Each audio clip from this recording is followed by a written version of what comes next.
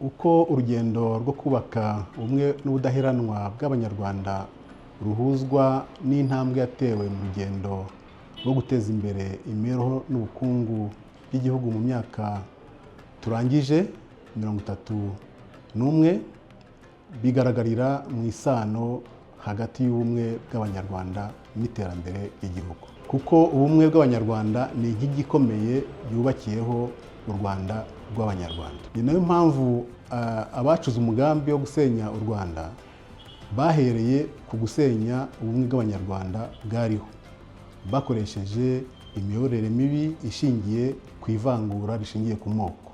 Ibi nibyo byakozwe ku butegetsi bw'abakoloni, birakomeza muri leta ya mbere ndetse n'iya kabiri za nyuma y'ubwigenge kugeza kuri jenoside yakorewe Abatutsi mu 1994.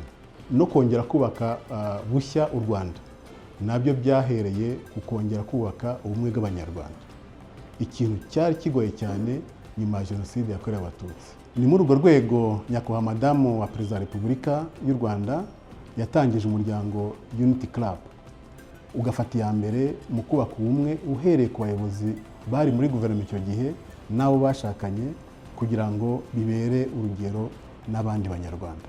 Ubumwe bw'Abanyarwanda bwarubatswe burakomera, ariko bugomba gukomeza kubungwabungwa no kwigishwa abakiri bato. Ubu Abanyarwanda biyumva nk'Abanyarwanda kandi baheshwa ishema no kwitwa Abanyarwanda. Abanyarwanda bafite agaciro mu gihugu cyabo ndetse n'aho bagenda mu mahanga mu mirimo itandukanye. Ubu pasiporo y'u Rwanda irubashywe. Imibereho y'Abanyarwanda yateye intambwe ishimishije. Mu rwego rw'ubuzima, uburambe bw'Umunyarwanda bwavuye ku myaka 47 mu mwaka w'2000, ubu bugeze ku myaka 70. Mu rwego rw'uburezi, abana bose bafite amahirwe angana yo kwiga.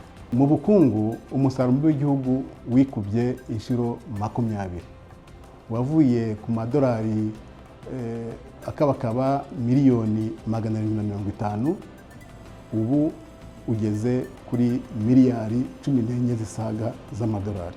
Naho umusaruro mbumbe ubariye ku muturage umwe wikubye inshuro 10, wavuye ku madolari 146, ubu urengeje amadolari 1000. Ibikorwa remezo nk'amashanyarazi n'amazi bigera hafi ku baturage bose, bivuye ku bipimo byo hasi cyane. Nk'amashanyarazi, abaturage bagerwaho n'amashanyarazi bari 1% mu 1997, ubu bararenga 82%.